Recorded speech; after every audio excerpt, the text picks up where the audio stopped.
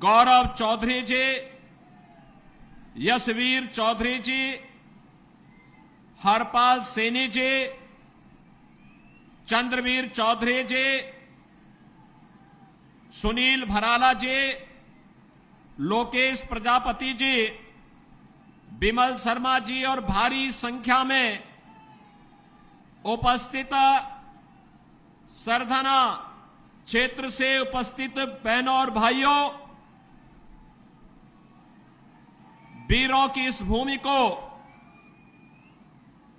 अन्नदाता किसानों के परिश्रम और पुरुषार्थ से सोना उगलने वाली इस भूमि को, भारत के इतिहास को बनाने वाली इस धरा को नमन करते हुए वासंतीय नवरात्रि की द्वितीया तिथि को मैं आप सबका हृदय से अभिनंदन करता हूं। बहनों और भाइयों, मैं अभी जम्मू कश्मीर के उधमपुर से आ रहा हूं।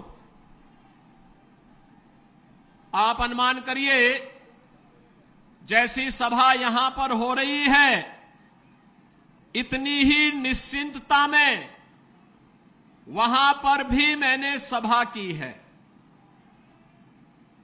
क्या 10 वर्ष पहले जम्मू कश्मीर में इस प्रकार की सभा संभव थी? क्या नहीं थी ना। लेकिन आज जम्मू कश्मीर में शानदार सभा हो रही है। लोग लोकतंत्र की मुख्य धारा के साथ जुड़ रहे हैं। जम्मू कश्मीर में भी वैसे विकास के कार्य हो रहे हैं जैसे आपके मेरठ में हो रहे हैं, उत्तर प्रदेश के अंदर हो रहे हैं, दिल्ली में हो रहे हैं। ऐसे ही विकास के कार्य वहां पर भी युद्ध स्तर पर आगे बढ़ रहे हैं। बहनों और भाइयों, यह जो परिवर्तन हम सबको देखने को मिल रहा है, कभी भारतीय जनसंघ के संस्थापक श्यामा प्रसाद मुखर्जी ने नारा दिया था कि एक देश में 2 प्रधान, 2 विधान और 2 निशान नहीं चलेंगे, नहीं चलेंगे। श्यामा प्रसाद मुखर्जी शहीद हुए थे इस दोहरी व्यवस्था के खिलाफ, और 70 वर्षों तक कांग्रेस और उसके सहयोगी दलों ने इस व्यवस्था को दफन करके इस व्यवस्था को बनाए रखा। आतंकवाद पनपता रहा, देश को डंक मारता रहा, निर्दोष लोग मरते रहे, देश का विकास बाधित होता रहा। लेकिन बहनों और भाइयों, 70 वर्ष के बाद भारत माता के महान सपूत से नरेंद्र मोदी जी जैसा यशस्वी व्यक्तित्व देश के पास आया, जिन्होंने कश्मीर के इस दंश को समाप्त करते हुए धारा 370 समाप्त किया। और जो भाजपा के कार्यकर्ता दशकों से नारा लगाते थे, जहां हुए बलिदान मुखर्जी, वह कश्मीर हमारा है। बहनों और भाइयों, आज उस कश्मीर को भारत का भिन्न हिस्सा बना करके मोदी जी ने साबित कर दिया है कि हमारे लिए राष्ट्र धर्म ही सर्वोपरि है। बहनों और भाइयों, यही स्थिति आज 140 करोड़ का भारतीय दुनिया के अंदर जहां कहीं जाता है, तो 140 करोड़ भारतीयों को वहां सम्मान मिलता है। लोगों के मन में भारत के प्रति सम्मान का भाव पैदा हुआ है। ये भी मोदी जी के कारण। बहनों और भाइयों, सीमाएं सुरक्षित हुई हैं।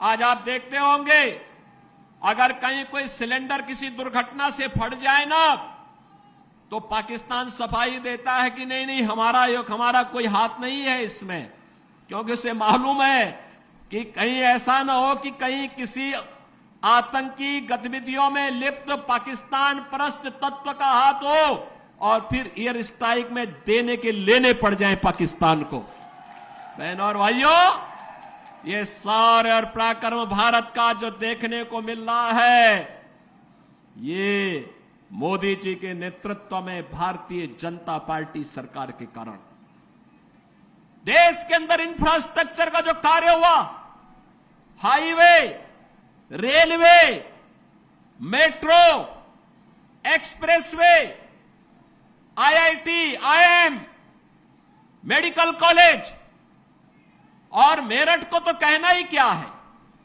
12 लेन का एक्सप्रेसवे के साथ मेरठ दिल्ली के साथ सीधे जुड़ चुका है।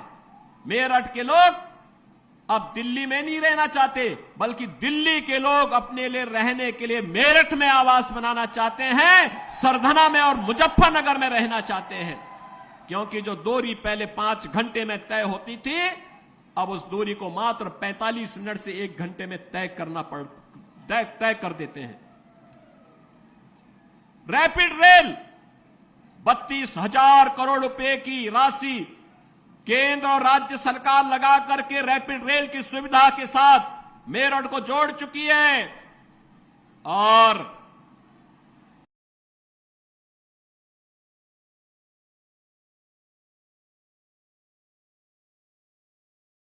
नाम पर इसी विधानसभा क्षेत्र में मुजफ्फरनगर लोकसभा क्षेत्र में बन रही है। 700 करोड़ रुपए की लागत से बन रहा विश्वविद्यालय। जो भी उसका मानक होगा वो इंटरनेशनल स्टैंडर्ड का होगा, कोई समझौता नहीं होगा, और वर्ल्ड क्लास यूनिवर्सिटी आपको हम लोग यहां प्रदान करने जा रहे हैं। मेरठ में 1 डिस्ट्रिक्ट 1 प्रोडक्ट में स्पोर्ट्स आइटम को हम लोगों ने प्रमोट किया है। आज मेरठ की आइटम, खेल की सामग्री दुनिया के अंदर बिक रही है। बहनों और भाइयों, मैं आप सबसे ये कहने के लिए आया हूं, एक तरफ विकास और दूसरी तरफ लोक कल्याण और गरीब कल्याण के कार्य। हर घर नल की योजना हो, हर घर बिजली का कार्य हो। एक तरफ भारत 4 वर्ष से 80 करोड़ लोगों को फ्री में राशन की सौगात दे रहा है, और दूसरी तरफ भिखमंगा पाकिस्तान कटोरा लेकर के दुनिया के अंदर भीख मांगता हुआ दिखाई दे रहा है। ये परिवर्तन है। अच्छा नेतृत्व आता है, देश को बुलंदियों की ऊंचाई तक पहुंचाता है। गलत लोग चुने जाते हैं, पाकिस्तान जैसी दलिद्रता आ जाती है। और पाकिस्तान में जो दलिद्रता है, ये वहां के नेताओं के कर्मों के कारण है, और भारत में जो आज संपन्नता है, यहां के यशस्वी नेतृत्व के कारण। मैं बहनों और भाइयों, आप सबसे यही कहने के लिए आया हूं, यही कहने के लिए मैं आपके पास आया हूं। ये जो परिवर्तन आपको देखने को मिल रहा है मेरठ में, पश्चिमी उत्तर प्रदेश में, जो लोग गुमराह करने का कार्य कर रहे हैं, ये वही लोग हैं जिन्होंने संगीत सोम और संजीव बालियान को जेल के अंदर डाल करके यहां की जनता को कर्फ्यू में झोंकने का काम किया था। और मैं आज आपसे ये कहने के लिए आया हूं, ये चुनाव हमारा व्यक्तिगत रूप से किसी व्यक्ति के साथ मतभेद हो सकता है, लेकिन विचारधारा, राष्ट्र धर्म हमारे लिए सर्वोपरि है, और इसके साथ कोई समझौता नहीं हो सकता है।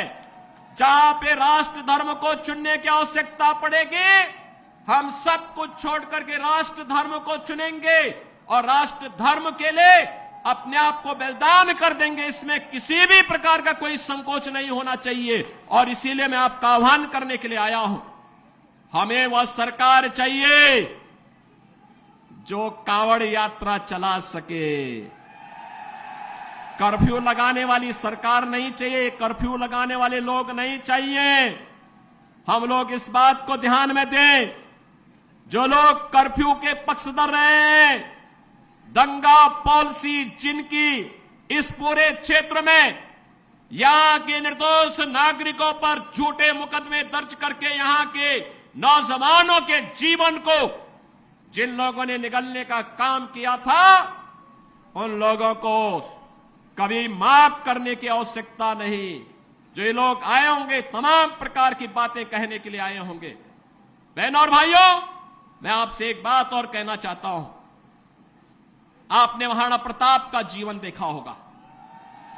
महाराणा प्रताप, जब महाराणा प्रताप की बात होती है तो भारत के स्वाभिमान की बात होती है, भारत के सम्मान की बात होती है, स्वधर्म और स्वराष्ट्र के लिए कैसा बलिदान चाहिए। सत्ता नहीं, घास की रोटी खाएंगे, लेकिन विदेशी हुकूमत के सामने कभी सिर नहीं झुकाएंगे। बहन और भाइयों, जिन लोगों ने कर्फ्यू करके इस क्षेत्र में बहन बेटियों की इज्जत को नीलाम करने का काम किया था, जो लोग यहां की बेटी और व्यापारी के जीवन के लिए खतरा बन चुके थे, उन लोगों को फिर से पनपने का अवसर मत दीजिए।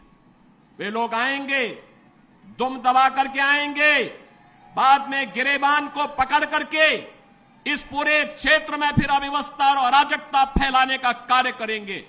इसलिए मैं आज आपका आह्वान करने के लिए आया हूं। विकास में कोई कोताही नहीं बरती गई, किसी भी प्रकार की कोई कोताही केंद्र और राज्य शासन ने नहीं बरतने दी। सुरक्षा के साथ कोई खिलवाड़ नहीं होने दिया, बेटी और व्यापारी को सुरक्षा का माहौल दिया। और बहनों और भाइयों, हमें व्यक्तिगत मतभेदों को दरकिनार करते हुए देश के बारे में सोचना है। देश और राष्ट्र धर्म से बढ़कर के हमारे लिए कोई कुछ नहीं हो सकता है। और यही आह्वान करने के लिए आज मैं यहां पर सरधना की भूमि पर आया हूं। ये वीरों की भूमि है, और वीरता कभी कायरता नहीं दिखाती है, शॉर्टकट का रास्ता नहीं अपनाती है। वीरता तो अवसर आने पर राष्ट्र धर्म के लिए सर्वस्व न्यौछावर करने के लिए अपने आप को तैयार करती है। और उसी वीरता का आह्वान करने के लिए मैं आपके पास आया हूं, आपसे कहने के लिए, यह देश, पूरे देश के अंदर एक आवाज है। उत्तरो, दक्षिणों, पूर्वो, पश्चिमो, एक ही आवाज है पूरे देश के अंदर। मुझे 3 दिन पहले महाराष्ट्र जाने का अवसर प्राप्त हुआ था। उससे 1 दिन पहले मैं राजस्थान गया था। अभी जम्मू कश्मीर से आ रहा हूं और केवल यहां की सभा के लिए आया हूं, अन्यथा मेरे और भी कार्यक्रम थे। मैंने कहा नहीं, मैं जाऊंगा सरधना में, मैं इस बार जरूर जाऊंगा, 24 में मैं जरूर जाऊंगा। और बहनों भाइयों, मैं इसीलिए आया हूं आपसे कहने के लिए, जो लोग गुमराह कर रहे हैं उनके गुमराह में आने की आवश्यकता नहीं। ये लोग कभी नहीं आएंगे। फिर जाति के सौदागर उपयोग करेंगे, बाद में सौदेबाजी करके गायब हो जाएंगे। हमें किसी भी ऐसे व्यक्ति के बहकावे में नहीं आना है जिससे हमारा राष्ट्र धर्म खतरे में आए। याद रखना, इस देश के राष्ट्र धर्म को हमेशा खतरा जब भी आया है,